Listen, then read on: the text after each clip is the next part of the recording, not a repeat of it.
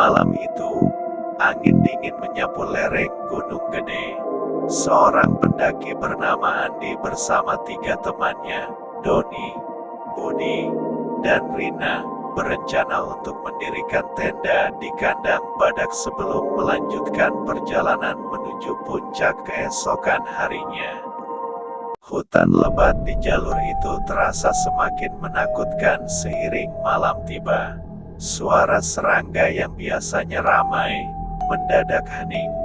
Hanya suara langkah kaki mereka yang terdengar, beradu dengan gemerisik dedaunan kering di bawah sepatu. Sekitar pukul 11 malam, mereka akhirnya tiba di kandang badak. Lokasinya sepi, tak ada pendaki lain di sana malam itu. Ketika tenda mereka berdiri, keempatnya langsung beristirahat, mencoba menyingkirkan rasa lelah setelah berjam-jam berjalan. Namun, di tengah keheningan malam, Andi yang masih terjaga mendengar langkah kaki dari kejauhan. Awalnya dia berpikir itu hanyalah binatang hutan, tetapi suara itu semakin mendekat, pelan namun pasti. Ketika suara itu terdengar sangat dekat, ia keluar dari tenda dengan hati-hati, memegang senter kecil di tangannya. Saat cahaya senter Andi menyorot ke arah semak-semak, tampak seorang pria dengan jaket biru lusuh dan ransel yang sepertinya sudah tua berdiri di sana. Wajahnya pucat, dan tatapannya kosong. Tanpa berbicara, pria itu hanya mengangguk kepada Andi, seolah-olah mengenalnya. Andi, yang awalnya merasa aneh, mencoba bersikap ramah. "Mas, pendaki juga?" tanyanya dengan nada sedikit gemetar. Pria itu tidak menjawab, ia hanya tersenyum tipis dan berlalu, berjalan menuju arah jalur yang lebih dalam menuju puncak. Andi berpikir mungkin pria itu tersesat, atau mencari tempat untuk beristirahat.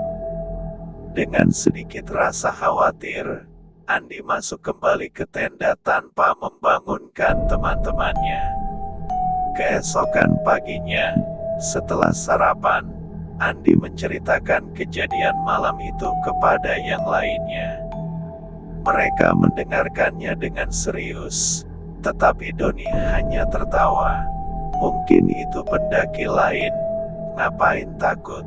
katanya, mencoba menenangkan suasana. Namun, saat mereka mulai berjalan naik menuju puncak, sesuatu yang ganjil terjadi. Di sepanjang jalur, Andi terus melihat jejak kaki yang tampak baru, jejak kaki yang sama dengan yang dilihatnya pada pria tadi malam. Anehnya, jejak itu selalu berakhir di tempat yang tak beraturan, seperti menghilang begitu saja di tengah jalur. Saat mereka tiba di pos pemberhentian, seorang petugas yang berjaga bertanya, "Kalian rombongan terakhir tadi malam, ya?" Andi mengangguk. "Tapi tadi malam ada pendaki lain yang lewat ke arah puncak. Seorang pria dengan jaket biru lusuh," katanya.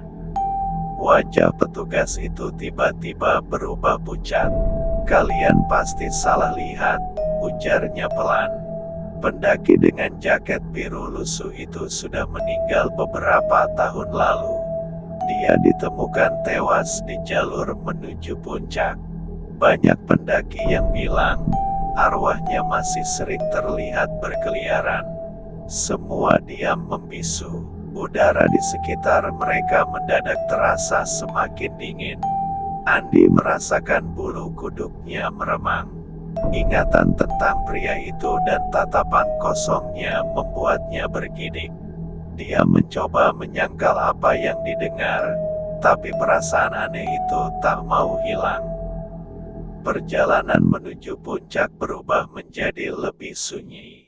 Setiap kali angin berhembus, Andi merasa seolah-olah ada yang mengawasi mereka dari balik pepohonan.